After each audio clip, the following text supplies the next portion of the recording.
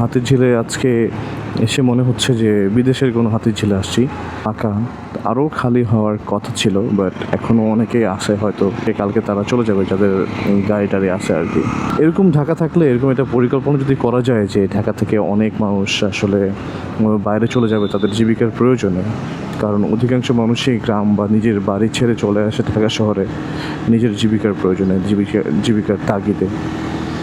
তো এরকম ডিসেন্ট্রালাইজেশন যদি করা যেত তাহলে আমাদের জন্য এবং ঢাকা শহরের জন্য, মানুষের জন্য, স্থানীয় যারা থাকে তারা কিন্তু আসলে তাদের নিজ নিজ এলাকায় থেকে যায়।